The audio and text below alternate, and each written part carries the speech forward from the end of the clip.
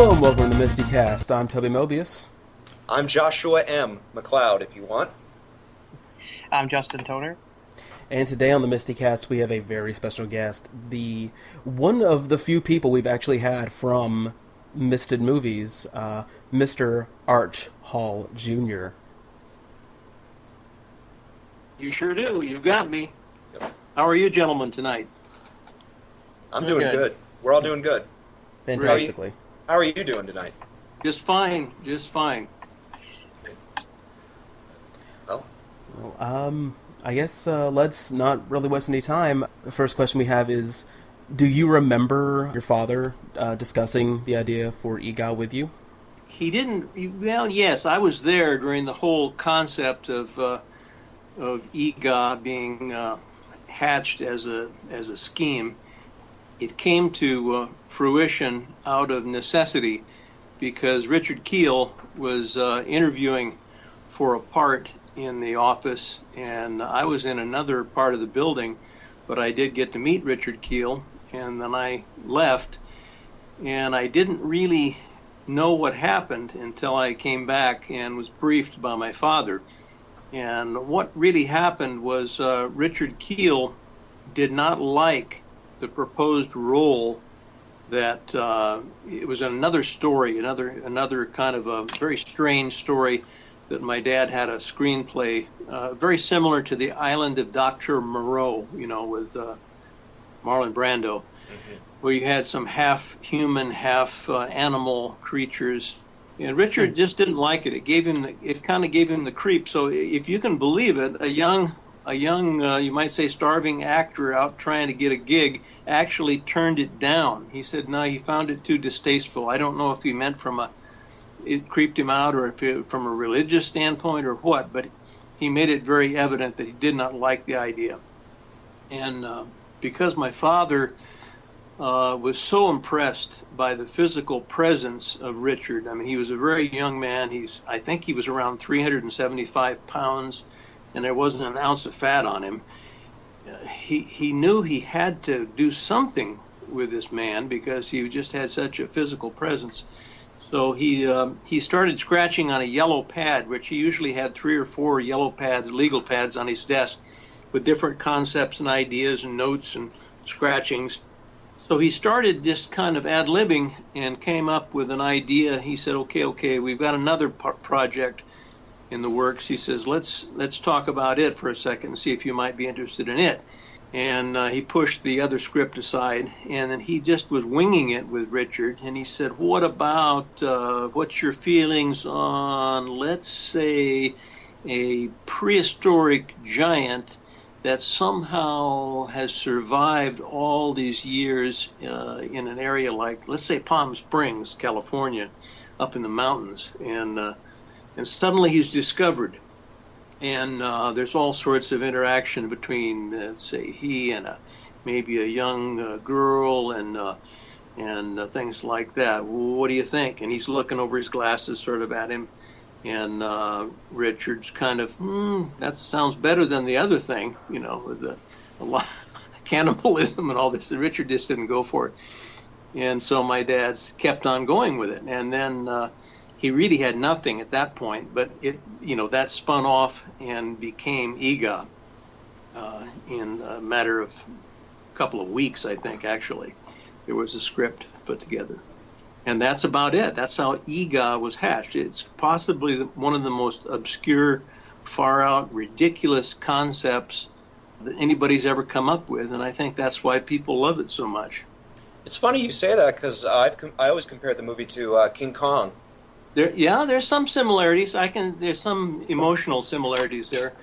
The one thing that was a terrible mistake, and my dad regretted it, and so did Richard, is that we just didn't understand at the time. Of course, it was a drive-in. It was targeted for the drive-in movie business primarily. But kids that watched it were very disturbed and emotionally upset at Eegah being killed in the end. And that was part of the story and part of the script, and just kind of went through and didn't really pick up on it. But if it had to do it over again, it was a big mistake, because some of the personal appearance tours, the kids were crying in tears and everything like that. And when Eegah appeared and he was okay and everything, oh, they were so happy and everything. So it's one of those things where they just didn't see it coming. You know, there was too many other, on a low budget production, there's too many other things. You're putting out fires and you don't realize the implications on children watching a show like that. It would have been inventive to have Eegah be the good guy and you and Roxy and the dad be the bad guy in a way. Because I've heard people make that claim that you really feel bad for Eegah at the end. Exactly. Yeah, exactly. Well, that was deliberate, of course, but it was a little too much. It was too much for the kids that were going to see it, you know. Down in, I remember West Virginia, there was kids around 7, maybe youngest 7 or 8, but most of them were around 9 or 10 or 12, you know, and they were really upset. A little different times than we live in now. So, when your dad first pitched the idea of the movie to you, did he have it in his mind that you were going to kind of be in a Elvis teen heartthrob sort of role at that front of that? Not really. Not really. It was just he was using his available resources, and your available resources at the Fairway Studios was people that he had under his domain and in his pretty much that were tenants in his building and things like that. So Marilyn Manning was a receptionist for a chiropractor who had an office in the building. Had nothing to do with Fairway Productions. And she was an attractive young receptionist, and so my dad, that's not too far away. I can almost see her sitting in her chair. Yeah, let's try that. Maybe we'll work her into something, and then I'll work the kid into something, and then, yeah, okay. And one thing leads to another, and where are we going to shoot it? Well, we're going to shoot it in Palm Springs. Why? Because he has assets in Palm Springs. I just graduated from high school at Coachella Valley Union High School down in Coachella, which is, you know, just past Indio. So I had a dune buggy, I had knowledge of the desert and all these different things. He was thinking of all these and, you know, correlating them in his mind and incorporating it in the script and writing it in. And that's kind of where it came from, because those things were available and on hand to use.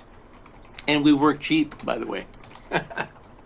Now, the rumor is that it cost $15,000 to make. Yeah. That's true. That's close, but I'd say it's probably a little more than that. But because it was color process and it was Technoscope.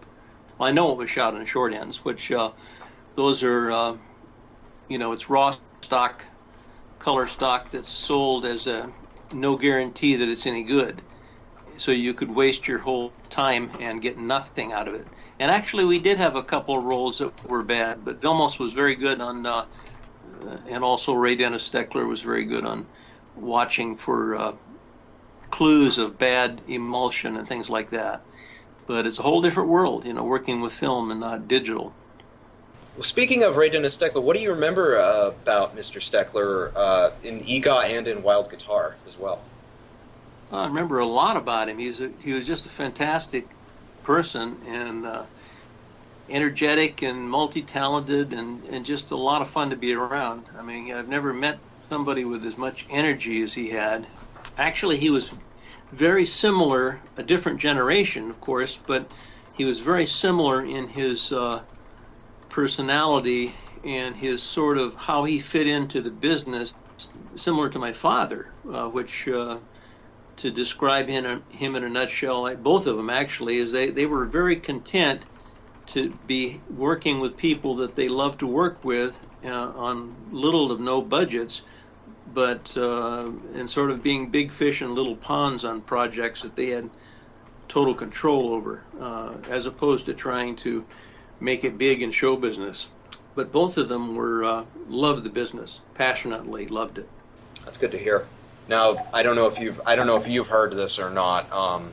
He directed I assume you've seen the film. He directed Incredibly Strange Creatures Who Stopped Living and Became Mixed Up Zombies. Did you ever see that film? Oh yeah, I was around when they were shooting it, and I remember it very well, and I've seen it. And it was also incorporated in the documentary regarding the late Vilmos Zsigmond and his colleague Leslie Kovacs. So, yeah, absolutely. I'm pretty familiar with it. I didn't realize there was a documentary about Vilmos, because he died he died not that long ago. Yes, he did pass away. Yeah, sad to hear. But the reason I bring up Incredibly Strange Creatures is because it was also used on Mystery Science Theater 3000, and Mr. Steckler did not appreciate seeing the film Rift, if what I've heard is correct. And I've heard that from more than one person. He never discussed anything with me about it. I know you're talking to a person who is very clever and very creative, and it's very hard to try to figure out what frame of mind he might have been in, or who approached him or said whatever. Secondhand information is always usually wrong, and he usually was very receptive to anybody that was interested in stuff that he did, but somebody just trying to take cheap shots at him or something. Maybe they said something rather unkind and he didn't take to it. I could see that possible. It wasn't normally in his DNA to react to something like that. Talk to us about writing the songs for the film that you sang specifically. Well, most of the songs and the music, the cue music, and all the stuff for not all the films, but most of them were done by a collaboration of myself. Actually, my dad sometimes would write a song. Sometimes it would be with Deke Richards, an early protege of mine involved in music, who later went on, of course, to become quite famous with Motown Records, and unfortunately he's passed away. But he was the one who originally recorded Jackson 5 and so many of the Supremes and everything back in the day, and back in the heyday of Motown for Berry Gordy Jr. But also Alan O'Day as well, because Alan O'Day and I were very close, and he actually attended the same high school. He graduated a couple years earlier than I, but he was in a band, and we met in my senior year or junior year in high school, and we hit it off pretty good, and I was not in his band. I was not involved with that, but ended up being later on down the road, we started collaborating. The drummer in his band, high school band, became the drummer in the band that we were playing around Hollywood and Pasadena and Glendale back in the early 60s. And that was Ernesto Garola. And so it was Ernie and Alan and I eventually were all from Coachella High School. That's really cool. You all came from the same area, the same high school. It's really neat. Especially that level of talent. I mean, you have all these great musicians. Now, Alan O'Day went on to have a big song in the 70s. Yeah, Alan had #1 hit with, he was the, very few people actually are the artist and the songwriter and, have the #1 hit. So he did with Undercover Angel. And then he had several very big records, very big songs as a songwriter for like Helen Reddy and the Righteous Brothers. And the list goes on and on and on. He was a prolific songwriter and lyricist, and he also worked for the Muppet Babies, Jim Henson. Henson, excuse me. Yeah, he worked. Oh, really? For, yeah, and then he also he was instrumental in conducting a songwriting class at UCLA, I believe. And he had reservations about it at first, but I think the fellow that has the head of the music department at UCLA told him, well, look, he said, I've got a degree from Juilliard, and I've never written a hit record or had a hit record or anything. So Alan felt a little inadequate, and he says, you're coming from a place that, no one knows what the elements are there. So he thought about it and ended up gathering some thoughts together and wrote out some outlines and everything. So he did. He put on a songwriting class, and it was taken by some people who've gone on to be very, very famous in the songwriting field. and they were close to Alan, and they thanked him. They always kept close to Alan, and thanked him very much for their affiliation and attending his class. They said they learned so much from him and his personal interest in their getting what he was trying to convey across as a songwriter, creator, artist. Mm-hmm. That's awesome. Did your father have a full script out for Eegah, or was it kind of shot in segments as they do? Full script. You mean, was there a script or a formal script? Yeah, there was a formal script. Yeah, and of course there were changes and modifications to elements of it. No, there was a script. And had he directed a film before then?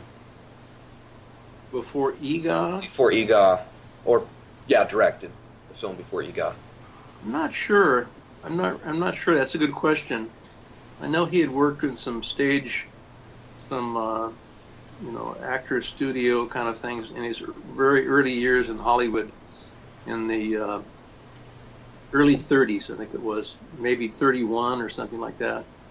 Pasadena Playhouse or something like that. But I'm not sure that he did any directing. He did early films as an actor and a stuntman, but nothing in the directing department. What was it like being, you're starring in a movie being directed by your own dad? I mean, it's not something very common when it comes to Hollywood. So, anything different about it? How you directed and everything. I don't really have anything to relate it to, because it was normal for me. Probably would be very abnormal to the average person, but right. Whether so I don't have it just as a. For me, it seemed to be okay. My dad and I got along usually quite good. It was never any problems, and it wasn't just acting. It was pretty much anything and everything that had to be done. Most everybody had the same idea. No one was a prima donna that I'd only do this or someone else would do that, and that went for everybody else too. That was in the production, including Ray Dennis Steckler or Vilmos or anybody. I mean, we did things, whatever it had to be done.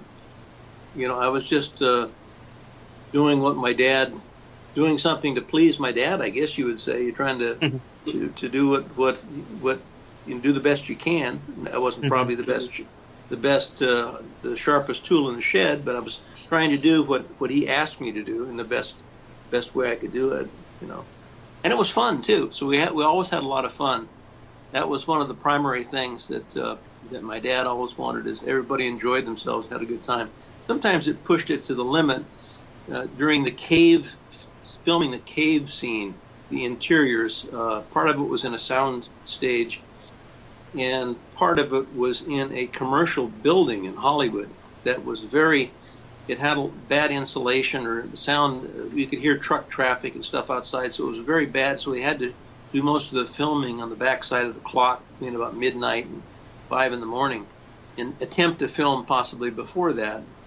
But we got in there, and the person that I can't remember, his name was Don. I think it was Don Snyder was the guy's name, and he was dressing the set and trying to create this cave effect and everything, and it sort of was not working too well. And some of the materials he got at a pretty good price were terribly.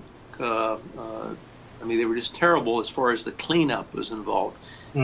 Somebody gave him something like 1,200 pounds of graphite.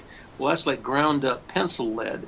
Yeah. And he ended up dumping it all over this building, and it got so bad the cleanup was just enormous. You couldn't get rid of this black, staining black charcoal. It was everywhere, powdered, and it was a terrible mess. And we were there one time, I think, when we started filming that scene. I remember I fell asleep. I was on a motorcycle, and I fell asleep on the motorcycle coming down Barham. Went down on the crash bars, and sparks flew off, and I almost lost it. And I came back up again and started to kind of wobble out, and that got my attention. And I ended up being able to stay awake the rest of the way to get back to Burbank. But it was, I think I counted, we were up for 46 hours or something like that without sleep. I mean, wow. We had water and snacks and things like that, but it turned into almost sleep deprivation, almost something you do interrogating prisoners or something. It was, I mean, people couldn't, after a while, you couldn't remember anything. All you do is just kind of, you were in a daze. You were just so Right. tired. And it was a terrible thing. But the whole idea was we had multiple problems with cameras that were in bad mechanical condition and had to be overhauled. And also some of the graphite got into the camera mechanism and spoiled film. Another thing was the Union goons came down and threatened to break Vilmos's legs and Ray Dennis Steckler's legs outside when they were changing magazines, putting film in another magazine. And Vilmos was very clever. In fact, he recounted this before a live audience in Los Angeles during this great documentary about he and Laszlo Kovacs. But these Union guys came up and they were gonna bust him up. And he said, "Well, why don't you just take the damn film?" And he said, "That's a good idea. That would waste all your time and for nothing. That would be perfect." So Vilmos is working very fast with his hands inside of a black changing bag, and he is loading supposedly unexposed film into the Aeroflex magazine, 35 millimeter magazine, but he really wasn't.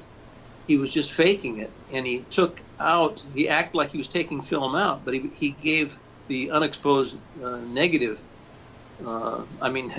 unexposed film to the Union guys. So they ripped it out and threw it all over the street, laughed and walked away. So they didn't beat him up or put the baseball bat on him or anything. Lucky him. Yeah, but those are elements of surviving at sort of the guerrilla filmmaking level back in the day, around these people that were, they're out very seriously thinking you're hurting them and everything, and so they were there to enforce the rules, and we were breaking pretty much every rule in the book. So, in an interview with Tom Weaver, Richard Kiel talked about how hard it was shooting in Bronson Canyon and how there was almost some heat stroke that was experienced. What do you remember about shooting in Bronson Canyon? Well, it was summertime, and I think it was probably bad. We didn't really have a trailer or any umbrellas or any place to get out of the sun, and it was pretty intense. Although it was much hotter in the sand dunes down in Palm Desert. It was much hotter. In fact, it was 122 in the shade one day, and so that makes it pretty, out on the sand and everything. It was just incredible. Probably 140, over 140. We were drinking a lot of water. It just seemed kind of natural. Nobody was forcing it on us or anything. But we never really felt too bad. A little bit dizzy once in a while. But I really don't recall Richard being ill or having any problems in Bronson Canyon. I think it was another thing where they were losing the light. There's a lot of shadowing there, and I think there was concern about having to work real fast, and then we had to come back, I think, another day or two and pick up because it was not proper light or something. But I don't remember him getting sick there, getting heat stroke or anything. Sorry, I should have clarified. I think in the interview he said that there were some crew members who were getting sick. Or were close to getting sick. Oh, okay. Now that could very well be because they were standing up with reflectors, like up in the sun, and a lot of people, they didn't have hats, they didn't have any kind of protection from the sun and all that. And I think for several hours, that's very possible. And also, they might have been not drinking enough water and got dehydrated, things like that. That I can remember. It was miserable. That's for sure. I'm sure it was. Are you familiar at all with the film Robot Monster? It's another sort of famous B movie. Can't say that I am. Sorry. Okay, it's another film that was featured on Mystery Science Theater, and it was found out that the cave that Eegah, called his home, was the same cave featured in Robot Monster, where the villain had his lair. And I was wondering if you had known about that connection to the show before that. No, I have no knowledge. Actually, the Bronson Canyon had been used I don't know how many films. I think there's even a book about using Bronson Canyon in Hollywood that goes back for 50 years. But I'm not aware of that film at all. I'm sorry.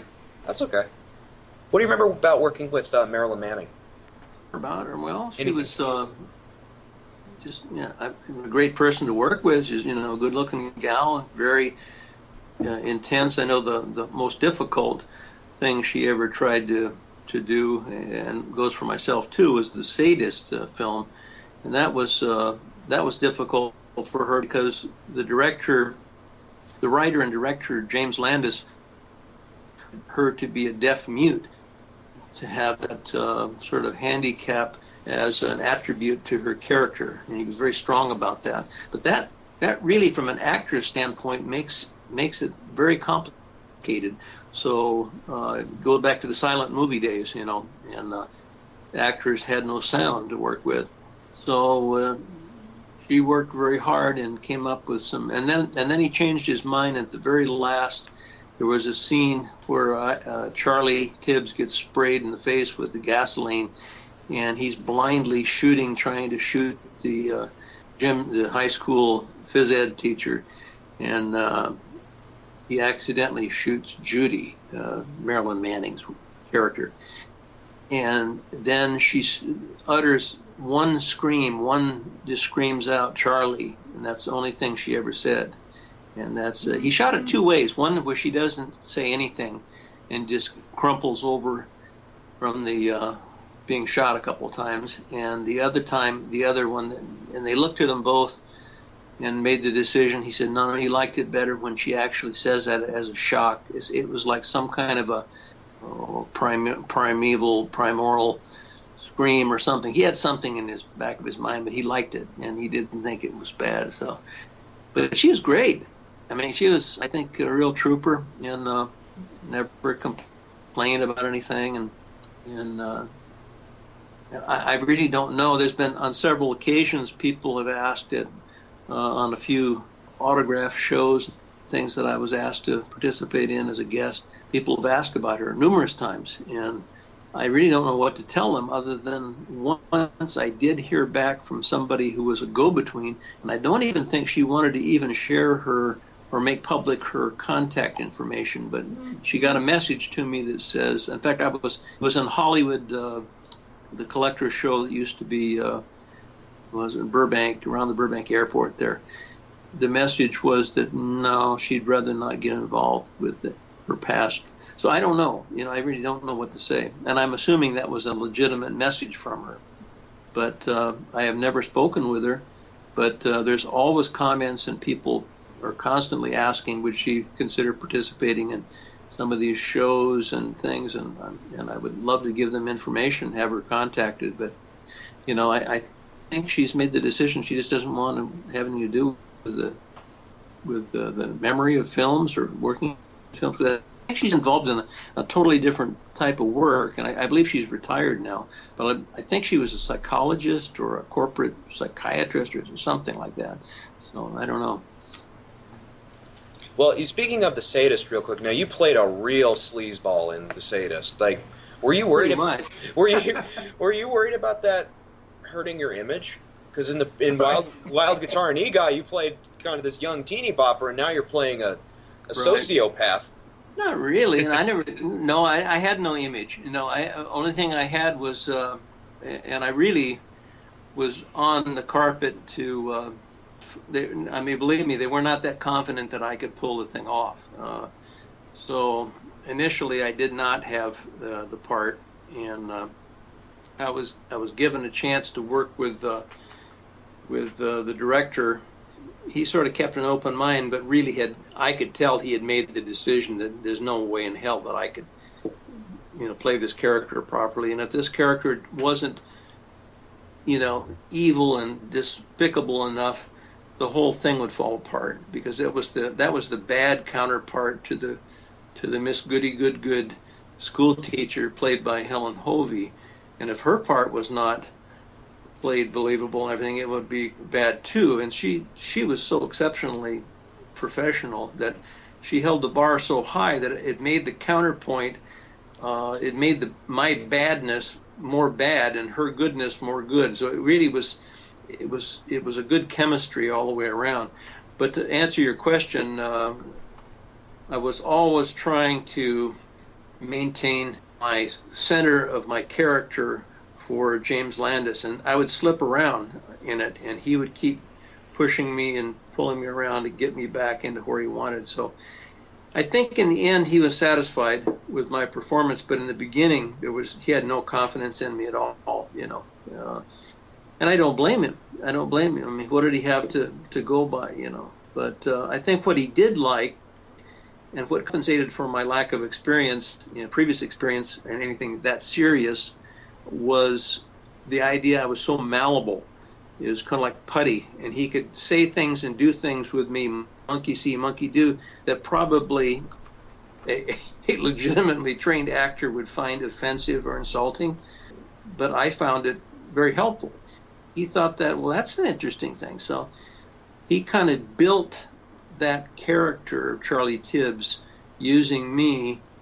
He built it the way he wanted to build it, in so much as I could portray it for him. Most every little mannerism and nuance and thing, he was trying to constantly refer to, and had little notes and things and cues that he'd give me, and he was pretty much responsible for any believability or any success I had in pulling that role off. So I give it to hat tip to James Landis. He would have really enjoyed the recognition and the appreciation for the film years later.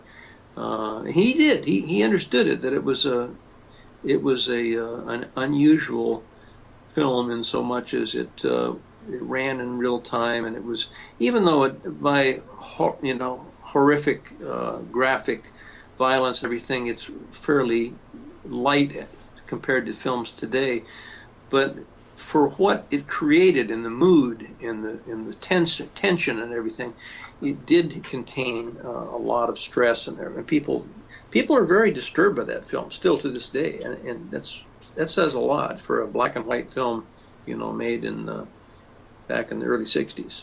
I haven't been able to watch it for that same reason. I've seen clips of it, and I've seen the trailer, but I haven't been able to sit through it because of how unnerving it is. I know it's used in some film schools around for editing and cinematography analysis, things like that, and there was a lot of field expedient tricks that Vilmos and Gregory von Berblinger, who was the first assistant, you might say, camera man to Vilmos. Gregory learned the craft pretty much from Vilmos, although he's went on to be his own cinematographer. Well, anyway, The Sadist was an unusual thing. It was sort of out of character for Fairway Studios, and it was something that I believe James Landis had hopes that would follow on with something that would possibly launch his career as a director. And he did other things, but I never worked with him again. There's not a lot of info on him. Again, I've tried looking him up, but he had a tough I'd say a tough personality, run-ins on television shows that I think hurt him deeply. It was he was directing for, I think it was I Dream of Jeannie, and also in Combat with Vic Morrow. And Jim was a very knowledgeable in military protocol and weaponry, period weaponry from Korea, World War II, and everything. So he knew certain things were not right, and I think he jumped all over a couple of actors and some extras on the set of Combat, and there were some complaints back that people had their feelings hurt or something, or he was too aggressive with them. I think, in all fairness, because he was that way with me too, but he would tell you something once, and he expected you to retain it. And if he had to remind you, there was definitely a tone in his voice that there better not be a third time that he's going to have to remind you. or he's going to just fly off the handle. So he did have a temper. He was a great talent, but that might have been a negative. It might have hurt him in some respects. Once Eegah is done finishing production and film, well, actually, before we get to that, were you there during the editing and the ADR for the film? Sure. What do you remember about that? Because the film's very ADR heavy. Was there not a lot of was the sound equipment bad when it was originally filmed? Do you know why there was so much? A lot of it was shot MOS, and with recorded sound because of high wind in the desert, and even with microphones with wind guards and everything on them, they still were getting too much. The dialogue was unusable, so they had to be dubbed in. It just was not usable, not good enough. And then some cases there was no sound at all. We were shooting without sound. So, was it always planned that your dad would do the voice of Eegah? No. Actually, that's pretty funny. Richard Kiel was probably one of the greatest. He's a fantastic actor and a character actor, and of course he hit his apex with Jaws, the James Bond films and all. And he's a wonderful guy, very knowledgeable and extremely articulate and intelligent. But you see someone that big and powerful looking, especially when he was very young, and that's the last thing you'd ever think somebody is smart, because some people think a big guy is maybe on the slow side or maybe not that smart. Well, it's absolutely the opposite with Richard. He's very, very extremely bright. When it came to do the dialogue and things like that, that was bad, and the utterances and things were fine, some of them, and then we started listening when it was being edited. It just wasn't working. It wasn't. There was no. Again, it's sort of like Buster Keaton or some of the old silent films or Charlie Chaplin. You're looking at acting, and then when sound started to come in, you heard sounds, and the sounds kind of, they had to be part of the character, and there was a discontinuity between Richard's portrayal. Here we're trying to figure out a language that doesn't exist. Trying to tell him to say something that it isn't a word or it isn't any language. And that's a pretty hard thing to do. I mean, how do you write that in a script even? He's going to say something or he utters something, but it isn't anything intelligible. It certainly can't be English. How would Eegah know how to speak English? So it became, that was a major problem. So what are you going to say? If he said something that sounded a little bit like English, then it would be like, well, wait a minute, this is a hoax. This guy, it would be totally laughable. Not that the whole premise of Eegah is not borderline insane anyway, but the idea if he spoke English or spoke with an accent or that wasn't going to work.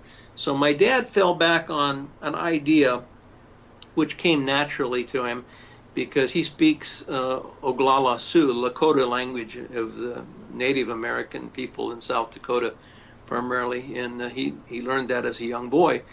So he started speaking some phrases and kind of, this was to the moviola in the editing, and people were giving their opinion of did it sound like, was that good enough, or did it sound interesting? And people, yeah, it's interesting, it sounds good.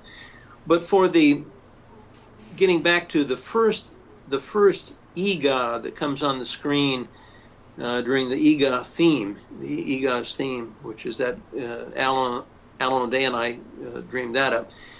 And Alan came up with, it's actually Alan's voice doing Eegah.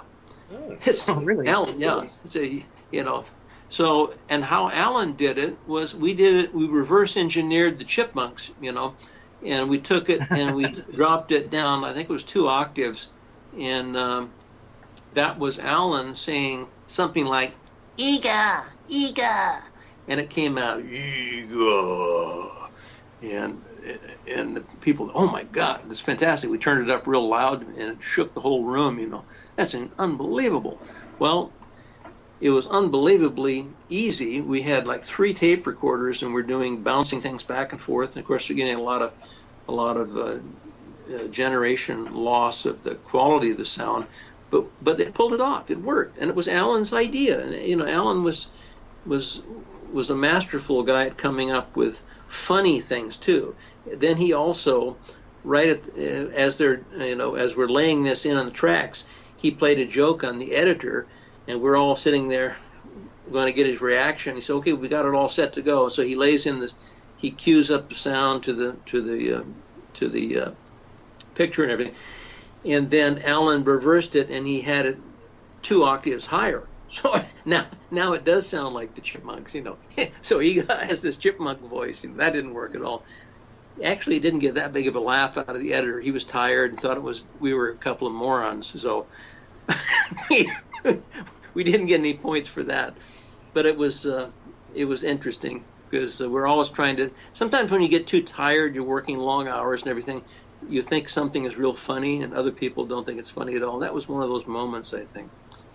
That was the reason why my dad did the laid-in dialogue for Eegah, because Eegah could not speak a known language. I mean, he couldn't speak Italian or Spanish or English, or he had to speak Eegah, or and technically he didn't. He spoke Lakota, and certain camouflaged words and phrases that were not too. Even if somebody speaks the language, they would understand it, but for the most part it worked. So that's the beginning and the end of that explanation. Now, what do you remember about the marketing and the drive-in success of Eegah? Well, it played a lot of drive-ins. It also played a lot of conventional theaters in small towns across the southeast, primarily in the Midwest, and it was very well received. And some of the big drive-in theaters, I remember Cincinnati and Cleveland, where they had I think some of the larger drive-ins had 10 screens, and Eegah might be playing on 1 or 2 of the 10, and it was very, very well received.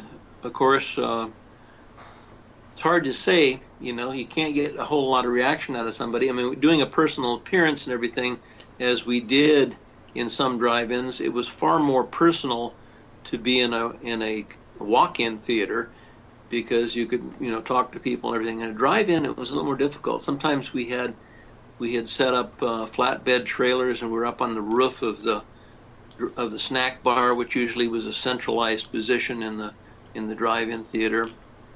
But there's very few drive-ins left anymore, so it's something that probably people from your generation can't relate to too much, because it seems like almost a non-existent entity. I'll speak for the group. I have never seen a drive-in, and I live in a big city, so. Well, it's funny. We actually had one here not terribly long ago, like a few years ago, and then it closed.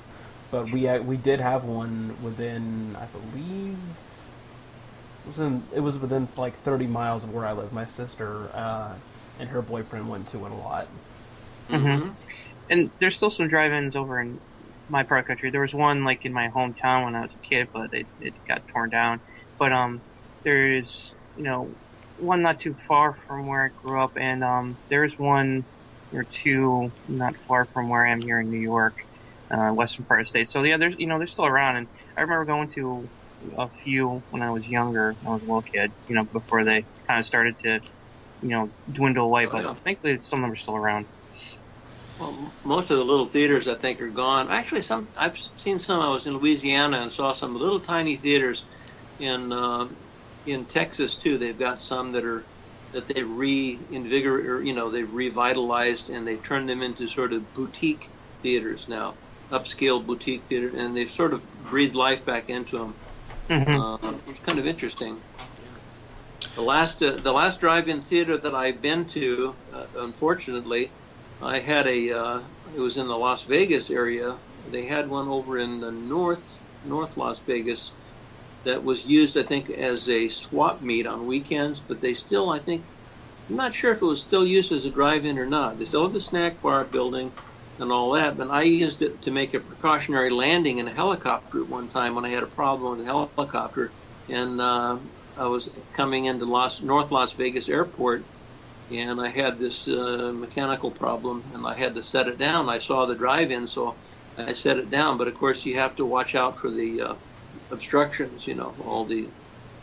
It was kind of interesting. But that's the very last time I've ever been in a drive-in. Was landing landing in a helicopter, and it was deserted. It was really abandoned for all practical purposes. Going to a drive-in, and ironically, you're not in a car. Yeah, pretty weird. Yeah. With those circuits and working with Richard Keel, what do you remember about Richard Keel and about the guy he was? The person? Yeah, the person of Richard Keel. Well, I think he was a magnificent guy. I so enriched to be his friend and spend some time with him, limited time, and he was just very knowledgeable. And a couple of books that he wrote, I found good examples, and of course they live on in his writings, but they live on in his perception of his take on his career. The one autobiography that he wrote, I think it's Making It Big in the Movies, or Making It Big in Films. I can't remember the exact title, but that was very interesting. A lot of insight on his early, and a lot of things contained in there that I didn't know until I read the book about my dad and myself, and mostly about my dad. Taught him some confidence, kind of lessons in believing in himself, and which came in valuable later in life when he was representing himself to people like Cubby Broccoli and things like that in the Bond films. But he said he got the nerve to kind of believe in himself, or the chutzpah to stand up for his own interest, sometimes to the objection of other people, from Arch Hall Sr. So I got a big kick out of that. And of course, if my dad would have been still alive, he would have gotten even a bigger kick out of it, because he always liked Richard. And I'm not sure he was always completely sure that Richard liked him that much. But I mean, I think he knew that. But it was always a thing where Richard didn't really reveal a lot of his emotion or feelings unless he told you. You would kind of not know how he's thinking about something. And sometimes that worked to his advantage. Remember, Richard was a man of many talents. He was a radio station manager for live broadcast, and on the air live DJ and all sorts of things. Does the news. And another crazy thing he did, he was the sales manager for a very large Lincoln Mercury dealership in Southern California. And being the sales manager, he was so disturbing, and people would recognize him from TV or that he was in a back office, which usually the sales manager is. And so the salesman would bring back people to get contracts signed or approved, or financing details worked out, or close the deal, whatever. And they would bring people into the office, and they would just kind of be starstruck, or sometimes not knowing he's an actor, but he's so intimidating that he would say, "Well, I think I want you to sign right here," and they would just say, "Okay." I said, "Do you want to read it first?" "No, that's okay." I'll sign it. And of course Richard kind of played that. He never, cheated anybody or anything. He's a very honest man, very, God-fearing Christian person, and he would never deliberately hurt anybody in any sort of a deal. But he wanted them to read the contract, and sometimes they were so intimidated by when he'd shake their hand. His hands were so huge that they were just their jaws were just hanging open, and also he was a bouncer one time. He was hired as a bouncer in a country and western club, which they got a lot of rough customers and a lot of fights and stuff. And they also had other bouncers, and they were usually small, wiry guys, former Marines or ex-Special Forces guys and everything. But Richard was the most impressive of all of them, because he just would look at somebody and they would say, okay, he would come up behind somebody and start in trouble, and he would lay his hand on their shoulder, but of course it would cover up their entire half of their body practically. He gripped them real firmly and would say, "Are we having any trouble here, gentlemen?" And usually this guy would look up, and sort of in a drunken stupor, "No, I don't think there's any trouble here. We're okay." Okay. But sometimes there would be trouble, and being that Richard wasn't really a trained martial artist or anything, that when he tried to rough somebody up, it kind of got out of control real fast. So he picked up some people that tried to fight him one time. He just picked them up and threw them. And I think they threw the guy against a wall, and it really banged him up pretty bad. So the owner of the club said, "Richard, I can't have you doing that anymore, because if you have to resort to getting physical with somebody, have these smaller guys come in and they'll handle it for you." He said, "Okay."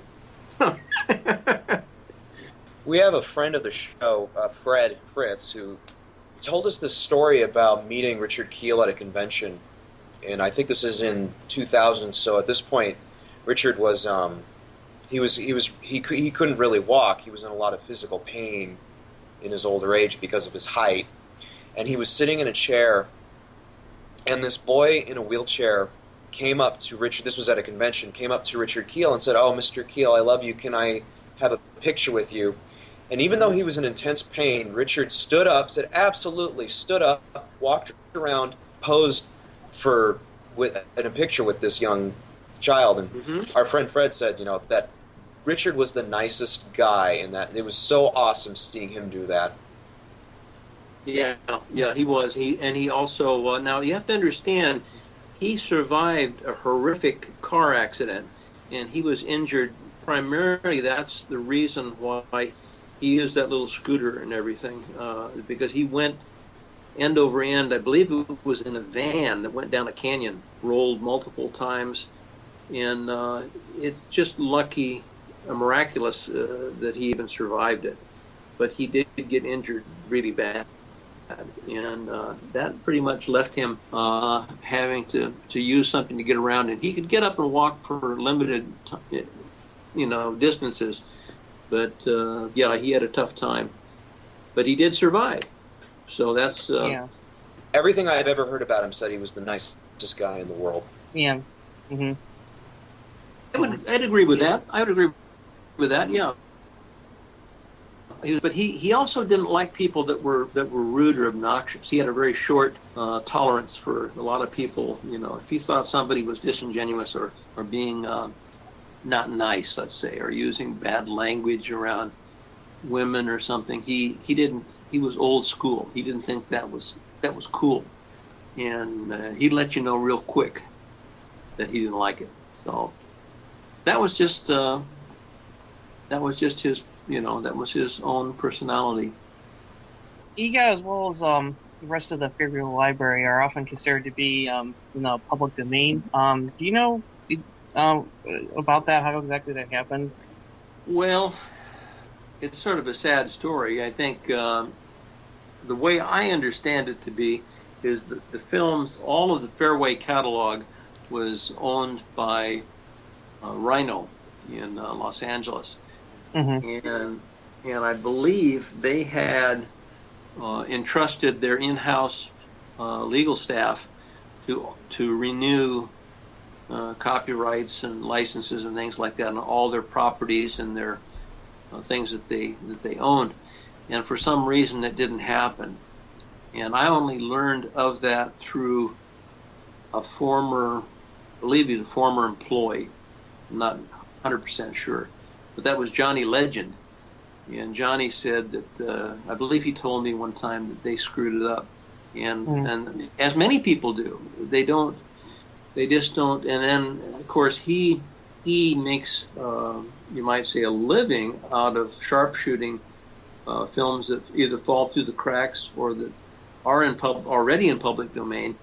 And he uses those as vehicles to turn into projects by adding his own personality to them, and add 5 or 10 minutes to it, and then it becomes a third thing that now he technically can say that it's his product.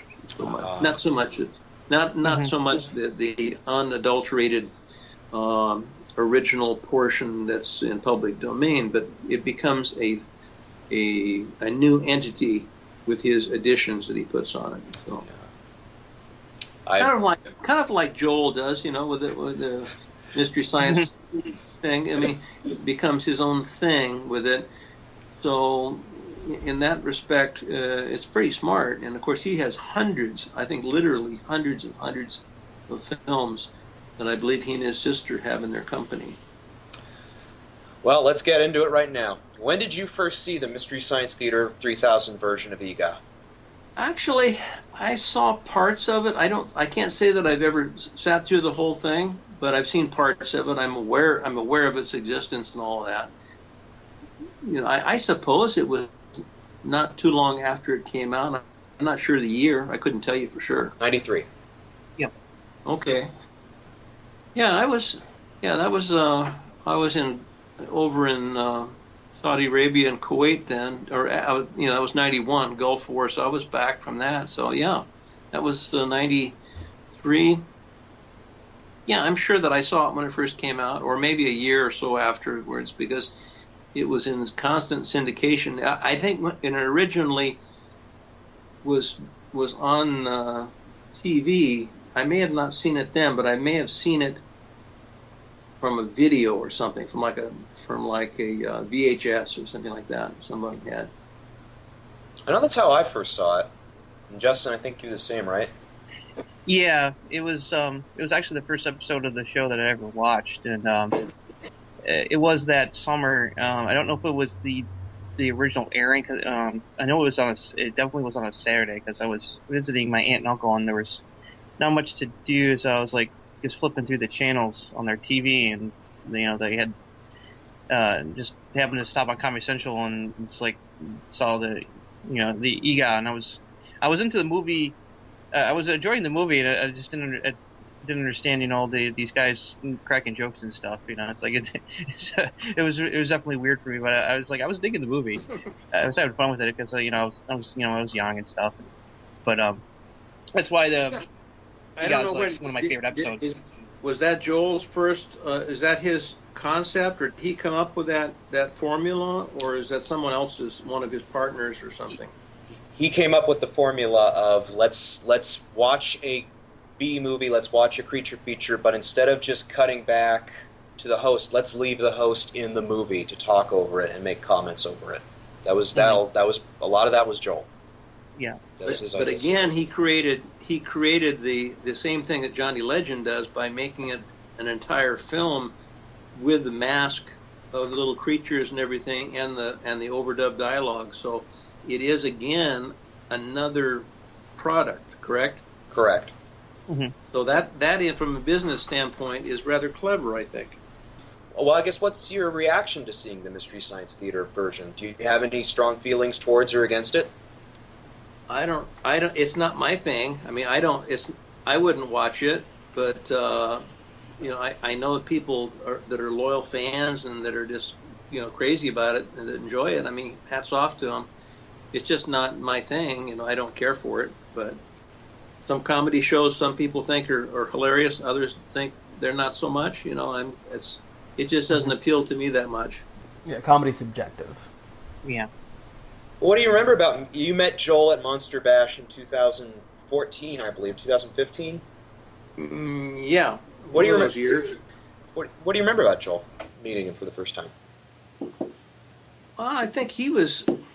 I mean, I know who he was, but I think there was a lot of nervousness with some of the staff. Didn't know if there were going to be trouble between he and I or something, and I think he was a little bit nervous because I know he was at a table next to me. They first had him sitting next to me, and as far as the different guests and everything, and he wasn't comfortable with that, so he asked to be moved. And then later, we sort of he shook hands, but we spent some time talking to one another, and he didn't feel intimidated at all, and he felt like, and he told me that he asked to move his table, but now he didn't. He felt that was useless. It wasn't necessary at all. And then we had sort of a little prank pulled on the fans there that I was a part of, and we had fun with some of his fans and some of the fans of Eegah and everything. And so no, we had a good time with one another, and we had breakfast the next morning together, and took some photographs and everything, and had a great time. Now, I think Joel's a great guy. He's very clever, and I think the concept of, like I said, the Johnny Legend kind of thing, although Joel probably, I'm not sure who came first, but Johnny is a very clever guy too. He's been involved in professional wrestling and all kinds of things. But it's interesting to take a product, whatever it is, that was actually someone else's creation, and then put your own brand on it and make it into something new that's of interest from a new generation, you might say, of the listeners or viewers. And that's clever. That's using some cleverness and all. So I don't know. Hats off to him. I think he's a cool guy. Yeah, he is. I've gotten to meet him in person, and I got that same impression.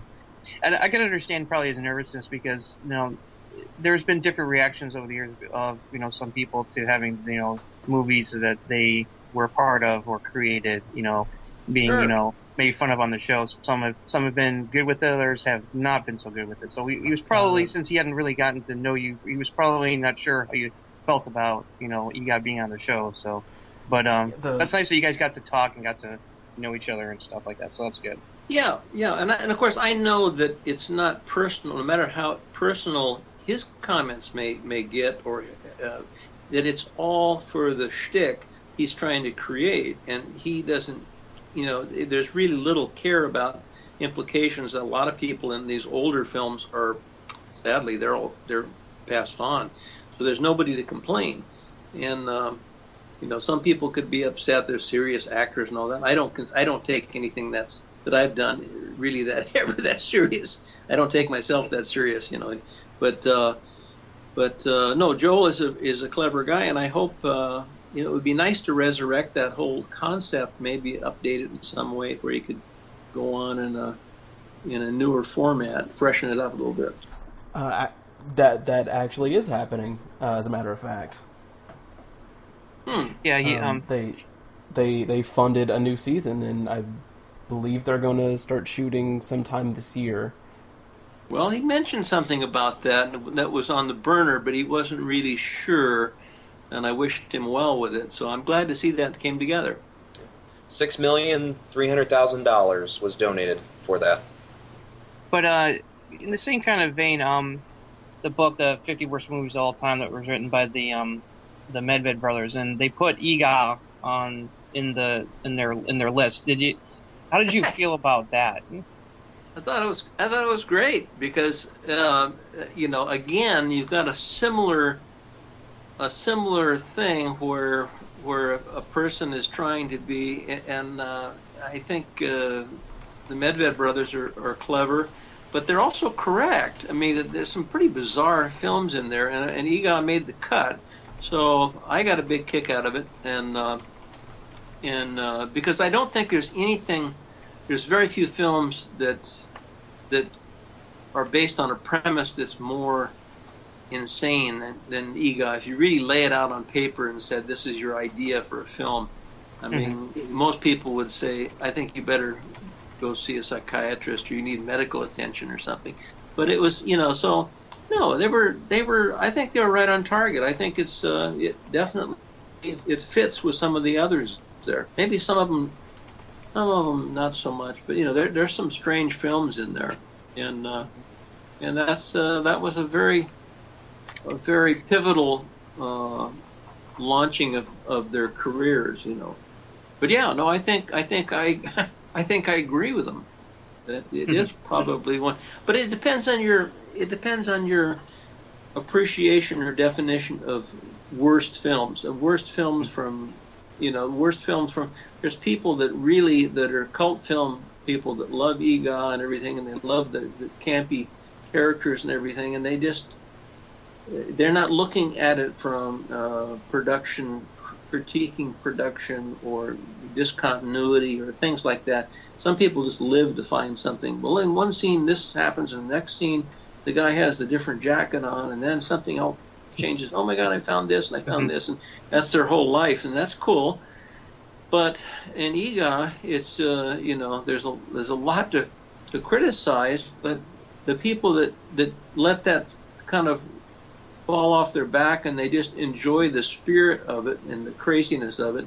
It's close, but not quite as intimate, I would say, with people that as Wild Guitar. Now, Wild Guitar has sort of has a moral to the film.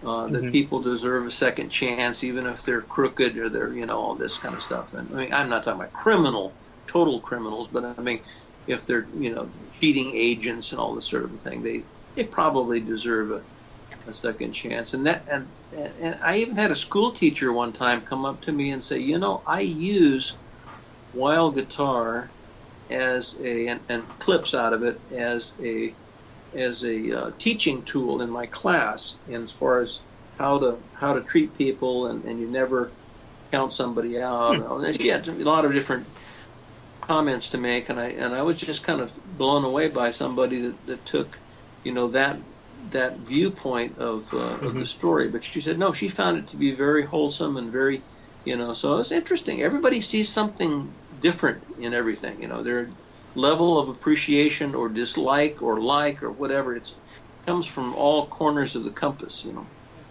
And it's all relative. And the thing I love about the Fairway, about Eegah especially, is that at the end of the day, the movie's really fun.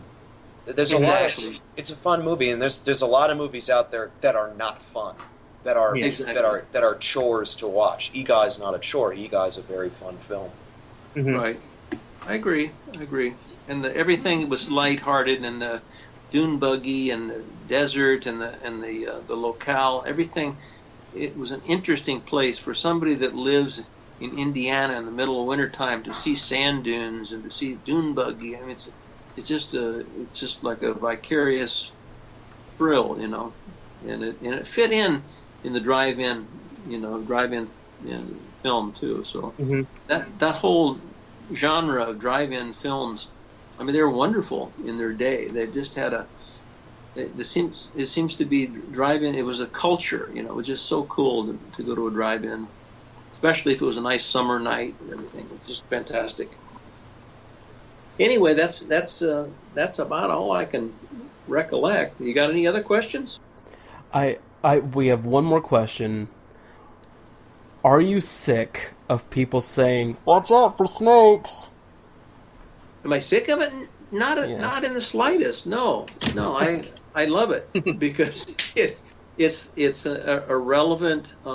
It means somebody was paying attention or listening, and they enjoyed and had some fun with the film. So, of course, that's it. That's from Eegah. But people also tie it in with the horrific ending in The Sadist, which is, of course, a serious film. It's not a fun film, but snakes are involved. So they cross over, and they use that Eegah tagline when people, like, they'll sign a autograph 8x10 from The Sadist or something. Okay, can you put in "Watch out for snakes" on that for me, please? I said, of course. But I said, that's really not for. Oh, I know, but I just want you to put it on there. So it's. That's good to hear. Yeah, it's good to hear.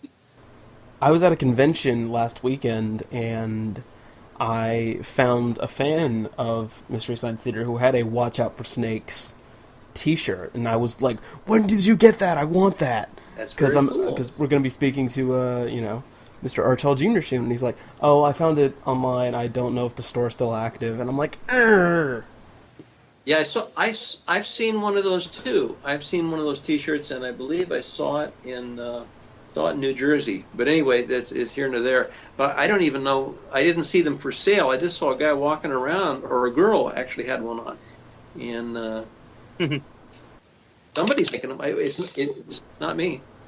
The one I saw, the snakes was written like using snakes for the letters. It was really cool. Yes, That's exactly. Nice. Yeah, or at least the S, I think. Well, that's cool Yeah. because like the "Watch Out for Snakes" is like one of the most well-known and popular riff slash catchphrases from the show. They even in other movies they would kind of bring it up and use it as a joke. It's like well, it's a good joke. And here's the funny and the real part of it is the "watch out for snakes" line was garbled because of Marilyn Manning's line, and I think it was covered with wind or an airplane going. Something happened to it and it was lost. And who actually says that? Whose voice is saying that? Is my mother, Adeline. Yeah, my mother said that. Oh, wow. She's an old radio.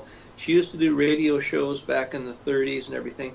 So she dubbed that in. A couple of people, I think, did a couple other things, but she did several things when they're in the dune buggy and going over a sand dune or something. And of course, they try to. It looks like it's landing very softly, but really we broke the frame in that dune buggy 3 times. I got trapped in it twice where they had to get people to jack it up to get the windshield collapsed on me, and I couldn't get out of it. Yikes!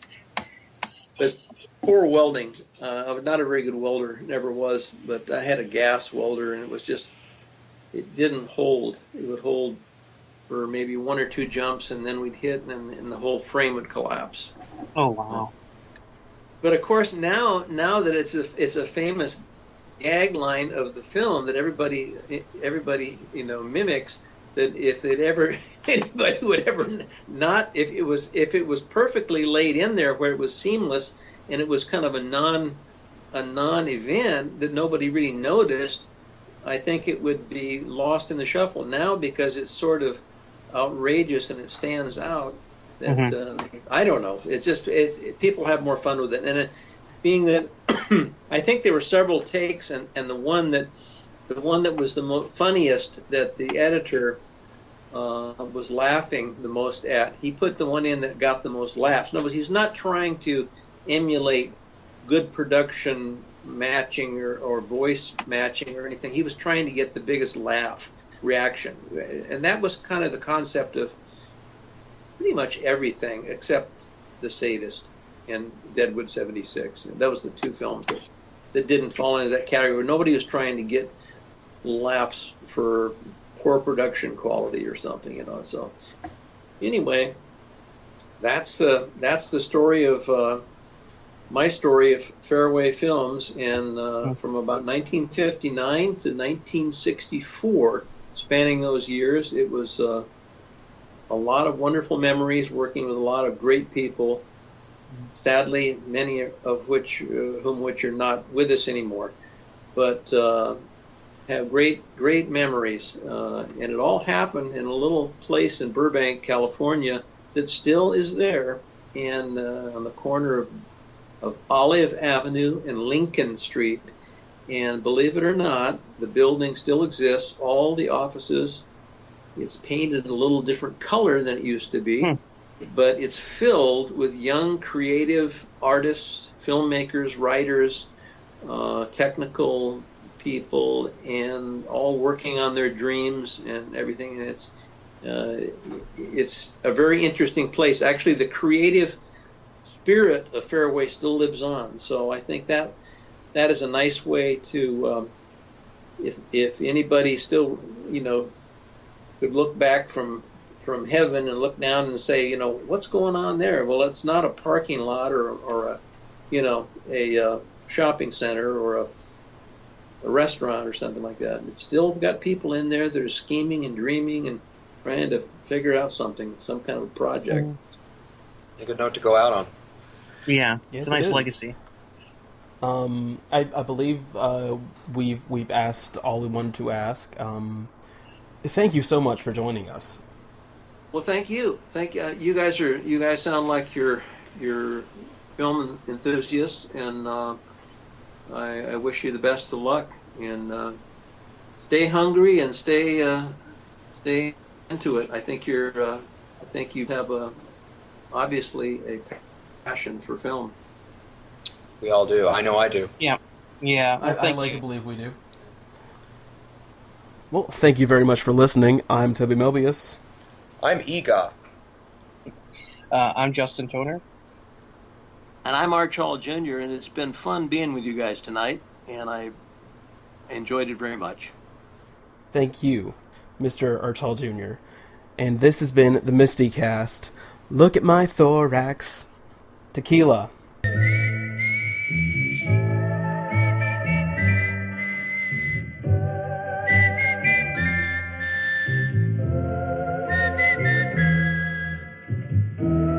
If I had 1,000 paintings in a marble gallery, every single picture would be a Valerie. Tequila.